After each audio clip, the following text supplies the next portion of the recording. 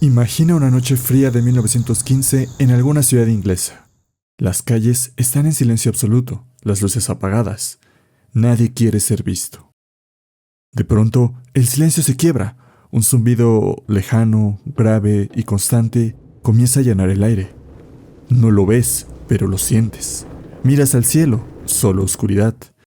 Y aún así, sabes que está ahí, un gigante flotando entre las nubes. Inmenso, silencioso, imparable. Los niños se esconden bajo las mantas, las ventanas tiemblan, los perros ladran sin comprender el miedo que se acerca. Entonces ocurre. Explosiones, fuego cayendo del cielo, vidrios que estallan como cuchillas. Los gritos se mezclan con el estruendo. No sabes cuántos vienen, no sabes cuándo se irán, pero solo hay una certeza. No existe refugio contra un Zeppelin. Saludos y sean bienvenidos a Narrativas desde la Trinchera, aquí en el siglo XX en un bolsillo, un espacio en el que nos dedicamos a contar los eventos que marcaron el siglo XX. En este video exploraremos los raids aéreos sobre Gran Bretaña durante la Primera Guerra Mundial y el profundo impacto que tuvieron en la población civil. Se trata de uno de los primeros bombardeos sufridos por esta nación, un antecedente que marcó profundamente a su sociedad. Sin más que agregar, ¡vamos a ello!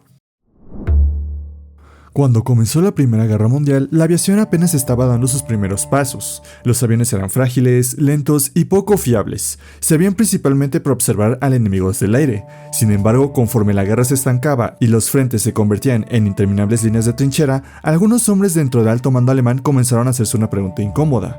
¿Cómo golpear a Gran Bretaña si no se le podía derrotar en el mar? La respuesta llegó desde un lugar inesperado: el cielo.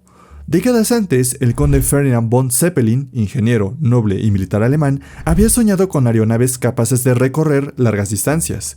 Sus experiencias previas en conflictos y su obsesión por el vuelo lo llevaron a desarrollar enormes dirigibles rígidos capaces de permanecer horas e incluso días en el aire. En 1914, aquellas ideas ya no eran solo proyectos futuristas, estaban listas para ser puestas en práctica, y para Berlín, los Zeppelines ofrecían una ventaja única en el campo aéreo: cruzar el Mar del Norte sin ser detenidos, volando a gran altura y llevando el caos directamente al territorio británico.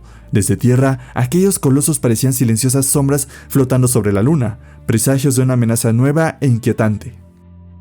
Ahora, convertir a los Zeppelines en un arma ofensiva no fue una decisión automática, ya que los altos mandos de la Marina Naval Alemana, como el contraalmirante Paul Benke, subjefe del Estado Mayor Naval, comenzó a defender una idea audaz: si Alemania no podía igualar a Gran Bretaña en el mar, podía quebrar su moral atacando sus ciudades. Junto a él, el influyente almirante Alfred von Tirpitz, arquitecto del poder naval alemán, respaldó la propuesta.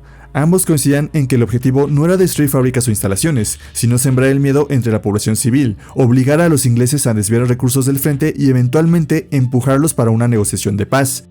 En esta visión, los Zeppelines dejaban de ser simples máquinas de guerra para convertirse en armas psicológicas. Cada bomba lanzada sobre una ciudad tenía como propósito romper la sensación de seguridad de un país que hasta entonces se había sentido protegido por el mar. La propuesta llegó finalmente al Kaiser Guillermo II, quien la recibió con cautela. Durante meses dudó en autorizar ataques directos contra la isla. No solo temió una escalada del conflicto, sino que también le preocupaban los vínculos familiares que lo unían a la realeza británica. Por ello, cuando finalmente dio su aprobación, impuso una condición clara: Londres quedaría excluida como objetivo inicial. La capital del Imperio Británico, al menos por el momento, no debía ser atacada. De este modo, a finales de 1914 los teutones dieron el primer paso para llevar la guerra al cielo. No fue aún con Zeppelines, sino como una advertencia silenciosa, casi experimental. En la noche del 21 de diciembre de 1914, bajo un cielo cubierto con viento del sur y lluvias torrenciales, un solitario hidroavión alemán, un Friedrichshafen FF-29, cruzó el Canal de la Mancha. Aprovechando la mala visibilidad, el aparato alcanzó la costa inglesa y lanzó 2 bombas cerca del muelle del Almirantazgo en Dover. Ambas cayeron al mar sin causar daños graves, pero el mensaje era claro: Gran Bretaña ya no estaba fuera del alcance de la guerra. 3 días después, el 24 de diciembre, el mismo piloto regresó. Esta vez, las bombas no fallaron por completo. Una explotó cerca de una zona residencial dejando un civil herido, varias ventanas destrozadas y un pequeño cráter en el suelo. Otra cayó cerca del castillo de Dover, causando daños menores. Alarmados, los británicos intentaron reaccionar. Un piloto despegó para interceptar al intruso, pero el esfuerzo fue inútil. El avión alemán logró escapar sin ser derribado. El ataque más simbólico llegó al día siguiente, el 25. Mientras gran parte del país celebraba la Navidad, el hidroavión apareció nuevamente sobre el río Támesis.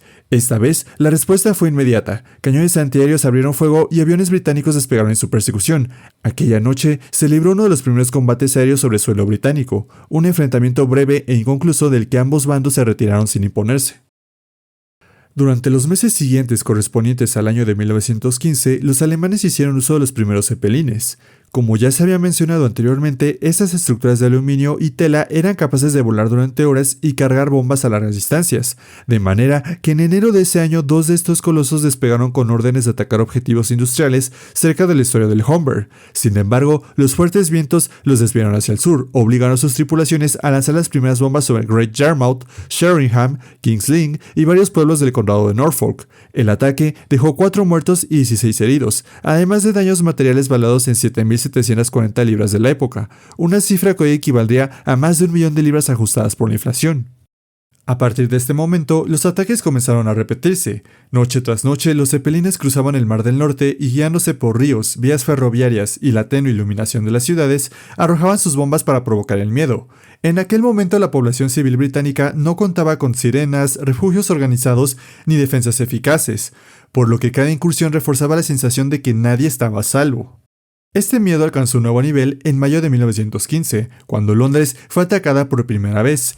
El Zeppelin LZ-38, al mando del capitán Eric Leonards, siguió el curso sobre el río Támesis y lanzó 90 bombas incendiarias junto con 30 granadas sobre la ciudad.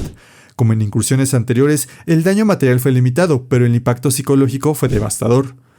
Los londinenses comenzaron a vivir pendientes del cielo, atentos a cualquier sonido extraño, esperando el silbato de un policía en bicicleta que anunciara la llegada de aquellas naves silenciosas.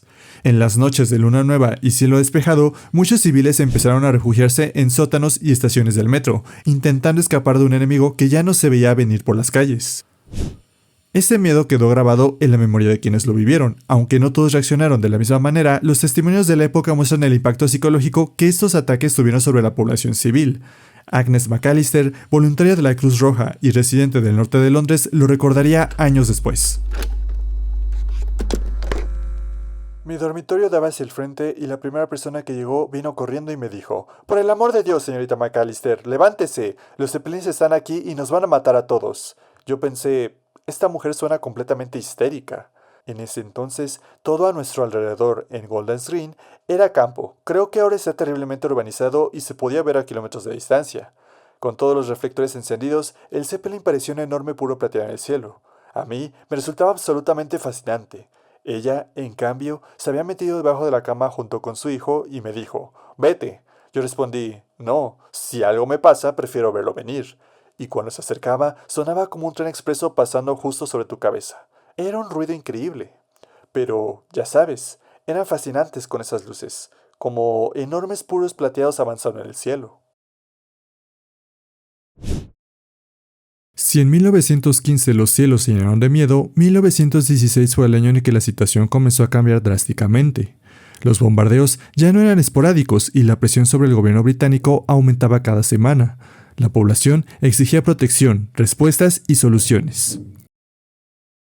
En primer lugar, se reorganizó la Fuerza Aérea, se instalaron más cañones antiaéreos alrededor de las ciudades y se multiplicó el uso de reflectores para localizar a los atacantes durante la noche.